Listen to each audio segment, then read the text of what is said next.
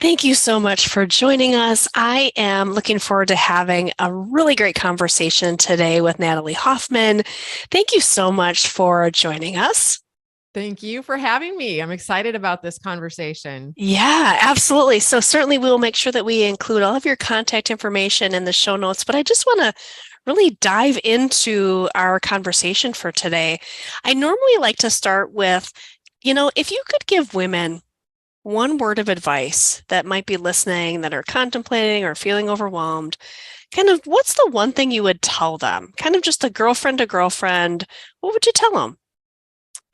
That they are valuable and special and 100% loved, and their life is worth living. I love that. I love that. Absolutely. What a great way for us to kick off.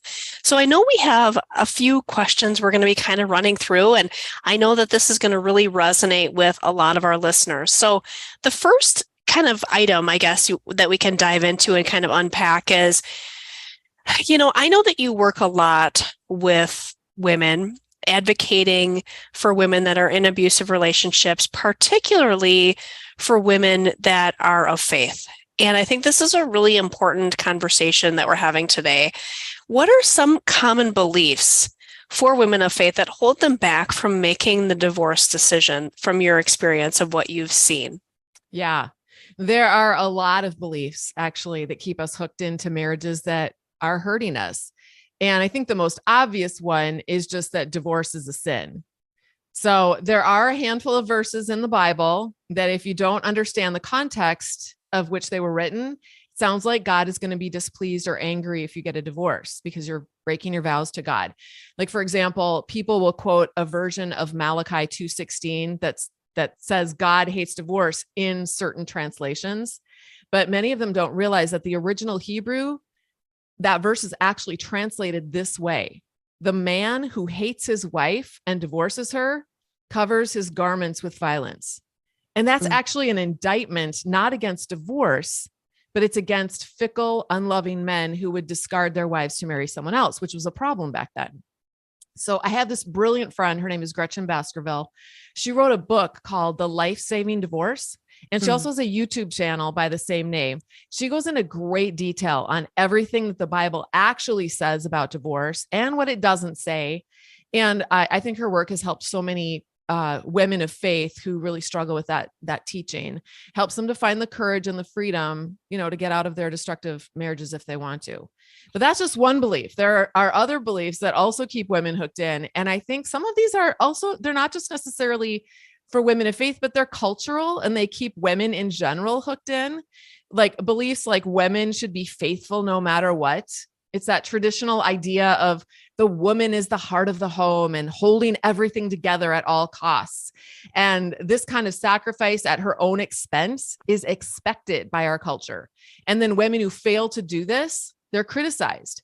Then if you layer onto that this element of faith or religion, now you have women of faith who are pressured to stay faithful no matter what, or they risk God's disapproval as well. And I think this is a heavier concern for women of faith. I know for me, I was raised to believe that you should obey God rather than men. So I was willing to risk criticism from people, but not God. I really wanted God to love and approve of me. And if someone told me that the way to get that was to stay married to an abuser, I would totally stay married. I did. Some other beliefs that women of faith have is, forgive, overlook offenses, be long suffering, be willing to sacrifice for the sake of your family and your children. It's your responsibility to manage your partner's emotions. So if you give him more sex or make the meals he likes or keep the house cleaner or the kids better behaved, then he'll be a happy husband and he'll treat you better. And then you won't need to get divorced. And so I just think our culture places the burden of responsibility largely on the women for the emotional well-being of everyone around her. And that's going to keep her striving to make it work, even when the marriage has long died. I think societal expectations are huge on women. Yeah. Yeah, absolutely. And I think there's a lot of work to be done in this area. I mean, I think at the end of the day, I had a conversation with a gal earlier today, and one of the things that I think happens is, we want to be able to show up in a certain way, right? And yet at the same time, it's how do we get good skills? How do we do the homework to really see what the Bible is saying around certain things? And how can we make sure that we are moving forward in the right direction when it feels like a lot of people around us want to say what they want to say so they can kind of wash their hands, like, hey, I said God doesn't approve of divorce, I'm going to wash my hands, now I can go over here and do my thing.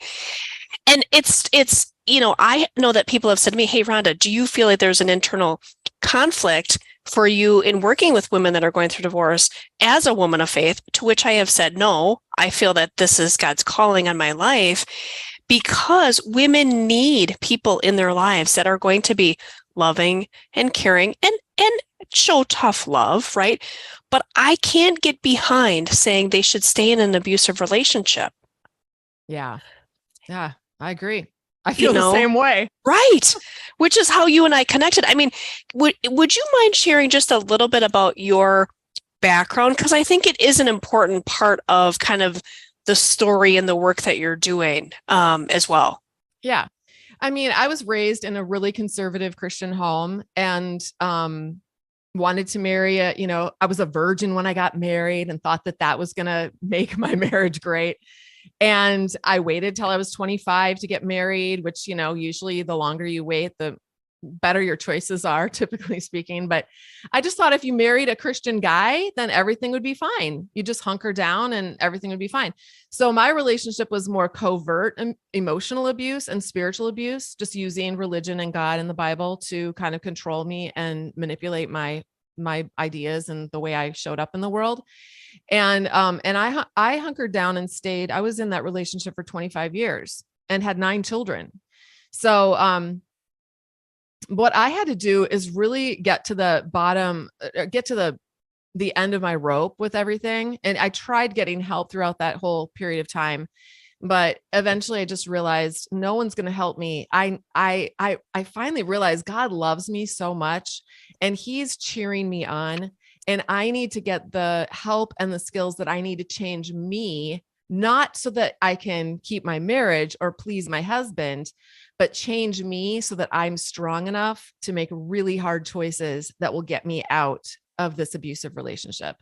And that's what I eventually did. And then that whole journey happened. And then when it was over, I thought there are so many other Christian women who are going through this that don't have the resources or the skills, and they certainly aren't getting it from, most of them aren't getting it from their church environments.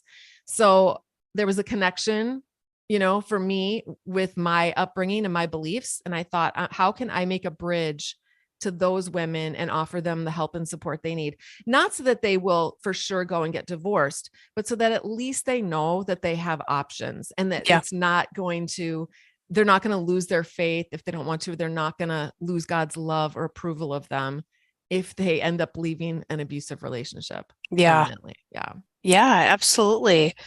Well, and I think, to kind of take that a step further, right? Like, okay, we've got, certainly that awareness of identifying some of those beliefs and finding the right community that can help women walk through that. But there's also work to reframe those beliefs, right? That I love this part, which enables them to maintain their faith while empowering them to make a difficult decision. Talk a little bit about how women that are listening can reframe some of those beliefs. Yeah. I really think that how we view God is the linchpin. So if we believe that God is this vindictive, scary, petulant, demanding kind of abuser in the sky, then we're going to naturally be afraid to displease him and the consequences of that. And unfortunately, a lot of theology out there, which is stitched together by men, teaches that God is like this. And it serves men in religious power to teach God this way, because it creates people then who are more easily controllable. Because if we can scare women and children into believing that if they don't do as we say, then God is going to send them to hell. Well, what we can control their entire existence that way. We can get as much service and sex as we want. We can do and say whatever we want without sanctions, because we'll just say, well, this is what God says. So the first fundamental step in unhooking from this kind of propaganda is to make a conscious choice to believe something different about who God is. And honestly, the Bible teaches us that God, the essence of God, is love. I love the story of the prodigal son, because that father in that story, Jesus tells that story to show this is what the father is really like. So if you take that simple concept that God is love, and you just run all of your beliefs through that grid, you're going to see how that actually unhooks people and sets people free, because it dissolves our fear of God. It makes him safe. We can trust him.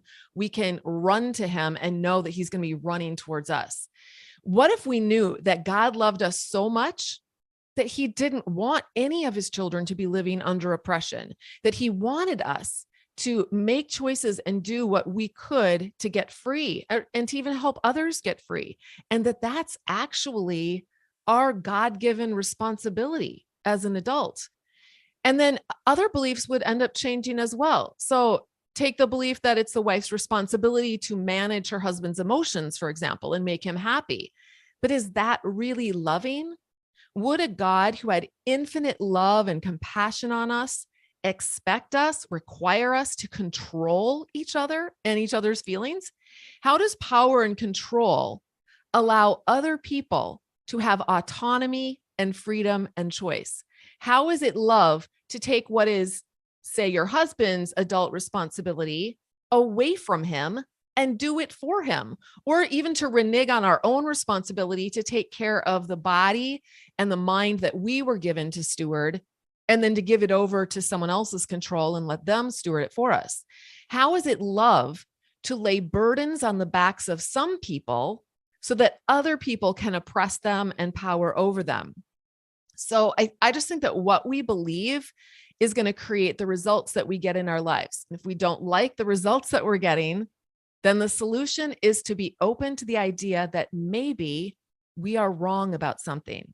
And maybe we want to take a look at our beliefs and adjust our beliefs in some way so that we can create a different result for ourselves.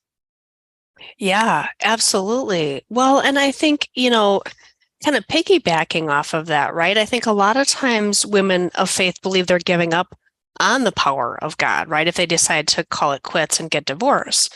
Yep. And I know that you feel like that's actually not the case at all. And I would actually agree with that. I mean, I have seen big and small miracles of people walking through this process. God didn't leave them. He didn't forsake them. Why does he not like divorce? Because it's probably one of the most difficult, challenging, and awful things that anybody is going to go through. That is why I believe, right? Because I see it every single day. Like nobody walks through this and says, this is the best thing I've ever gone through. No, it challenges who you are, what you believe to your core. Yep. That's right. Right? Yeah. So talk to us a little bit about why that's not the case. Because I know I've seen it and I know you can speak more eloquently to that. Yeah. If you think about what you need more energy for. Do we need more energy to keep things status quo, keep things the same, or to actually make a change? It's change. Change always requires us to have more, requires more energy, and just to get that ball rolling. And before it has any momentum at all, requires the most energy, right? So for women of faith, we believe that we have access to a creator who loves us and is for us and is ready to support us, and that nothing can separate us from that love. And if that's the case, then what better time to call on that power to help us make a massive change in our lives, to end a marriage that is harming us, and then to start all over again? But women will say, but what if God will change my husband? I really believe God could change my husband. And I do too, if your husband wants to change. But God isn't a control freak like a lot of humans can be. And God's not going to force anybody to change. He gives us choice. And if your husband doesn't think that he needs to change, then why would he change? So instead of thinking, I believe God can change my husband, so I have to stay until he does that, how about thinking, I believe God can change my life so that I will turn my focus and energy away from what I can't change, which is my husband and his choices, so I can focus on what I can change, which is myself and my choices. So I can't control him, but I can control myself. And my faith in God's power is going to come in handy, not to change him, but to change my own life. So where do I want to be 5 years from now? Do I want to be in the same place, doing the same things, thinking the same ways, or do I want to be in a new place for myself personally? And how will my faith in a loving and powerful creator help me get there? That's how I like to think in terms of God's power. Yeah, no, absolutely. Well, and one of the things that you said, Natalie, I think reminds me of a book that I'm sure you probably have checked out, called Necessary Endings by Yes. Dr. Henry Cloud. One of my favorite books that I keep on the bookshelf, and anytime I have to make a tough decision, business, personal, both, I pull it out. Because I think we like to believe, and I think this for women, this is one of the biggest one of our biggest skills, and of course, it can be a challenge as well, is hope, right? We are so hopeful as women, hopeful that we're going to see the change, hopeful that, that our life is going to not look how we think it's going to intend. You know what I mean? Like that there really is that person's going to change, that we're going to change, our situation's going to change. And unfortunately, right, sometimes we have false hope. And it's hard because I think that the word hope has so much of a positive connotation to it, but it can actually keep us stuck way longer than what we maybe need to be if we really understood, why am I so hopeful? And is it keeping me in a spot that's not actually helpful for me and, my overall well-being? Exactly. It's that magical, if our hope is, if we're it's, people call it magical thinking. If we have this magical thinking and we hope that, we could hope that pink elephants would fly over, popsicle rainbows if we wanted to. That doesn't mean it's going to happen. So our hope needs to be in something that's real and genuine, which is always, I think, Jesus and the Bible illustrated this and modeled this. It's all, and taught this. It's always going to be about inner change in individual people's lives. And that's always going to start with ourselves. So that's what we can put our hope in. Yeah, absolutely. Absolutely. Okay. So kind of moving along, right, in our conversation, kind of continuing to build on previous conversation that we've had, but what can women of faith in particular, do about feelings of guilt that they may experience over ending their marriage? And I know this is probably a big one for many of our listeners. So talk to us a little bit about that. Yeah, it's understandable when you think about how we've been programmed, right? So all of our feelings come from our thoughts. So when we feel guilty, it's not coming from a circumstance like I am divorced or I am getting divorced. It's coming from whatever our programming is that was programmed into us growing up or in our church environment or wherever. It's what that program is making that mean. So the women I work with usually have some version of this thought. Divorce means I have failed, or divorce means I have failed God, or I failed my husband, or I failed myself, or I failed my kids, or I failed my church. And yeah, if you have those kinds of thoughts running through your head, it's going to create feelings in your body of guilt or shame. Now, the good news is that we can actually rewire past programming so that we believe something different about divorce. Like, for example, what if? I like to always start with that. Well, just ask your brain this. What if divorce means I'm willing to try things and make mistakes and then pivot and start over if I need to? What if divorce means that I am human? What if divorce means that I'm learning and growing? What if divorce means that people around me, because I got divorced, are going to have a human experience, in the fallout of that? And what if it means I will too? Now, for a while, two different opposing thoughts can live side by side. So you might be thinking, part of you might be thinking, oh, I've just failed. I'm a failure. And the other part of you might be practicing this new thought. Actually, I'm growing and changing and I'm human. But as you practice this new thought, the old one is going to eventually fade away. It's kind of like having two radio stations playing at the same time. So you just gradually turn down the volume on the one that's playing the song about what a big failure you are, which is creating all that shame in your body. And then you turn up the volume on the one that's playing the song about how you're learning and growing and you're a badass, which is creating motivation and peace and love in your body. That's kind of how I like to think about rewiring. Yeah. And, the other thought that I had too was also around, I think a lot of times the reason, right, like is boundaries, like this opportunity to say, listen, I'm no longer, right, willing to accept abuse. I'm no longer willing. And again, a lot of times the women that are coming to you and me, this is something that they have been struggling for years, trying to decide what direction they want to go. And it usually is somebody has either been unfaithful, has an addiction, has mental health challenges that they're not willing to get help for.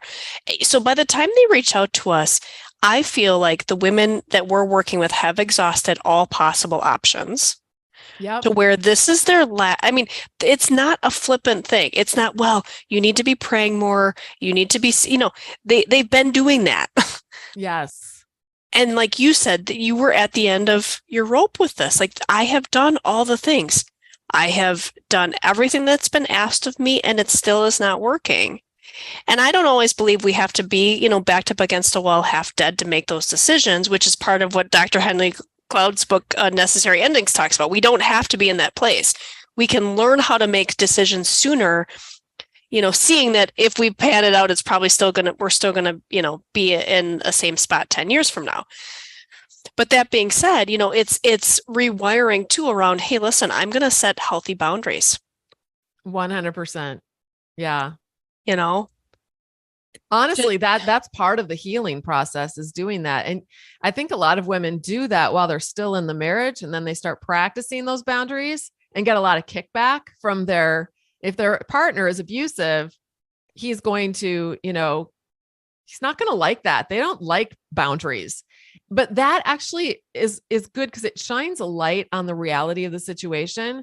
If you're with someone who doesn't respect your no, that's a serious problem.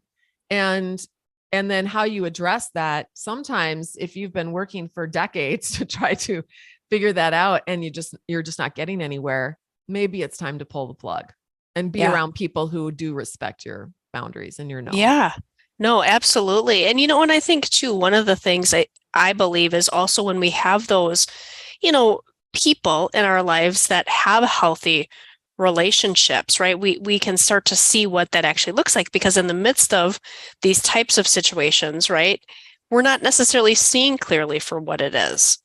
Yeah. And I think that's challenging too. And so for me, a lot of times people say, Rhonda, have you gone through divorce?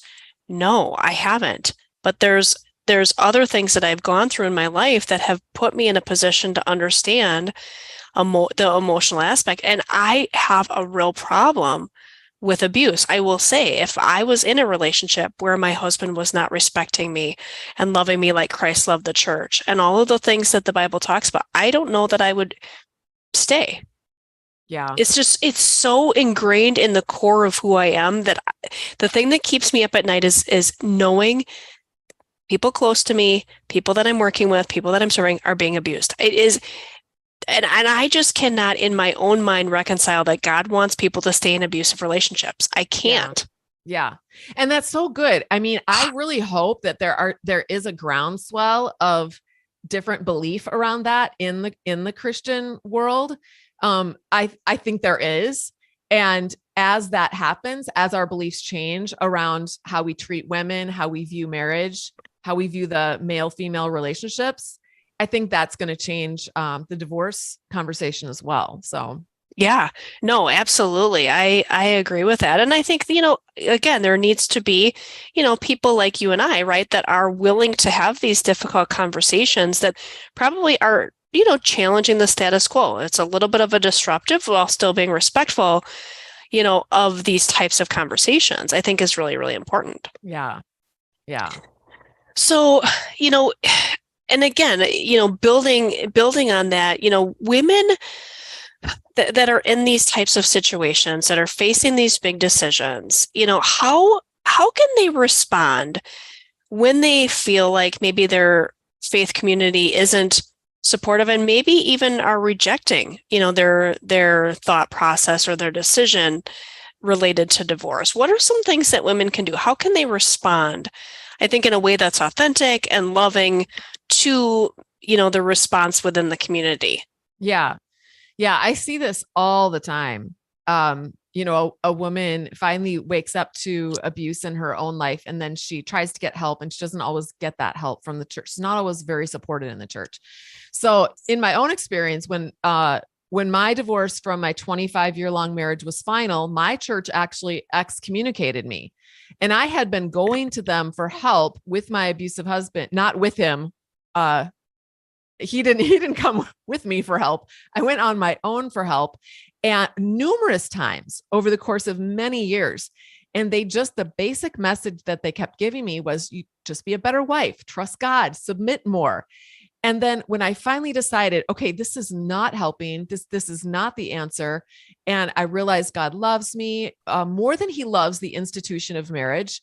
That's when I filed for divorce. And then my church actually turned the narrative around and decided that I was the abusive one because I was no longer submitting to their church rules. And then they excommunicated me.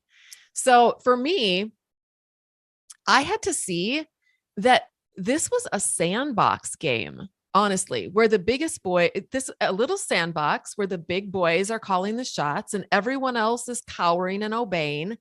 And I had to own the fact that for me, I didn't want to stay in that sandbox anymore. I didn't want to play those games anymore.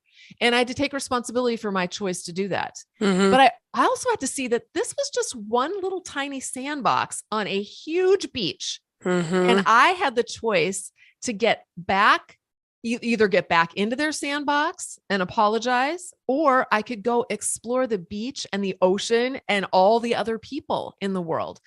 Now, at the time, that sandbox of your church, that may be all that you know. That's all that I knew. So leaving it felt scary and uncomfortable. And I certainly didn't feel good when I was told that I wasn't even allowed to play with them anymore in their sandbox. But what I've found as I've explored the wide open spaces of the beach is that there are 8 billion other people out there. And many of those people are going to be welcoming and loving and building healthy relationships that are life-giving and healing.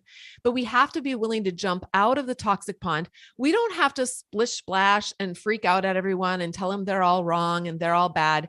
We just have to jump out of the pond because we let them have whatever they want to do over there and start swimming in a freshwater pond that's nice and clean.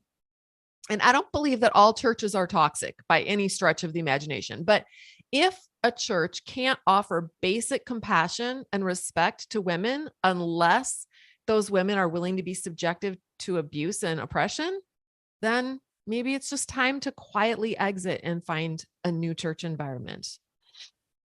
I think the one thing that I think is really important, right, is I want people to be able to recognize, like, well, we don't just have to, throw God and the church out because, there's a lot of work to be done. And I think at the end of the day, it does remind me of, being in the financial industry, in a very male-dominated industry, where at the end of the day, women never really challenged, in a respectful way, of course, right? Challenged the status quo, challenged the paradigm, challenged, some of the thoughts on how people were treated. And until we start to do that, and shed a light on some of these things, for us to say, well, it's broken and it's not going to change, and we're just, I think there's an opportunity for us to be able to say, hey, listen, maybe there's a better way. Maybe there's a better way to address these types of challenges. And certainly, yes, we're highlighting the divorce process, but at the end of the day, I mean, sin is sin, right? And people make mistakes, and life is challenging and messy, and we have to be willing to have these transparent conversations, honest, raw conversations with a trusted group of people in our inner circle, that we can say, hey, listen, I'm struggling. I need help. I need prayer. I need, whatever.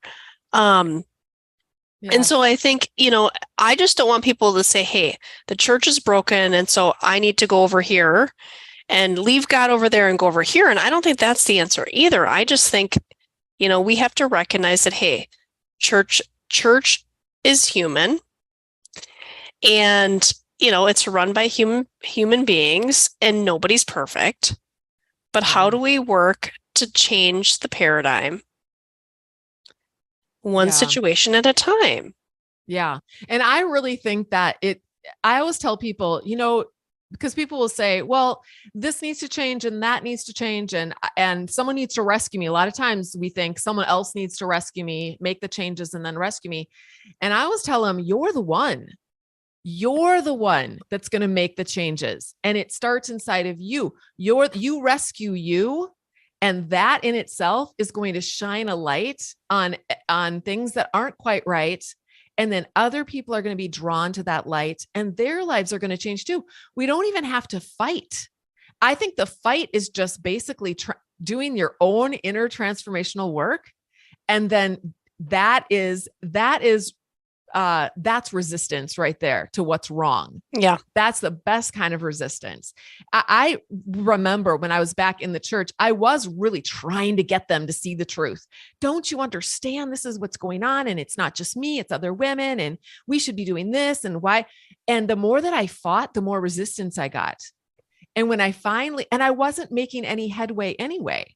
Because really, we only have influence on people who are in movement towards us. If people are in movement away from us, we can't influence them anyway. So it's kind of a waste of our time and energy. But if we're working on ourselves and putting that energy into our own transformation, and then we're shining that light, people will be drawn, they'll be in movement towards us.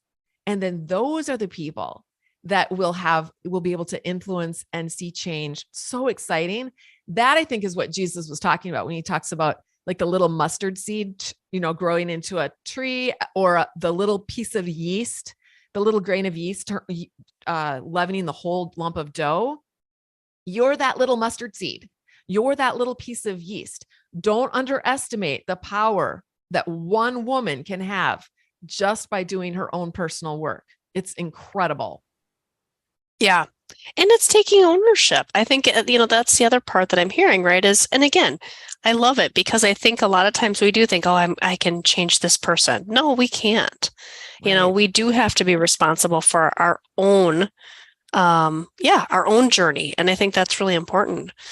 Yeah. So, as we kind of wrap up our time together, the one kind of final question that I think really kind of encapsulates what we've covered so far is, what are some of the ways that you've seen women transform and thrive after the divorce is over? I mean, I know that you and I are pretty much in the midst of, the process, and we do have the opportunity to be able to see the transformation that's happening. But would love for you to be able to share, an experience or two that you've seen that will be an encouragement to the women that are listening. Yeah. I've been working full time with thousands of women over the past 5 years who have been in emotionally and spiritually abusive relationships. And I really think it's miraculous. There's so many, there's a movement of women in faith who are finally learning about and recognizing their own intrinsic value and worth to God and to this planet. And they're finally seeing how staying in destructive, power over, emotionally abusive relationships is not really a mark of faithfulness to a powerful God, but really an indicator of their own fear that they've been programmed by religious propaganda to be a cog in a religious institution that wants to control them.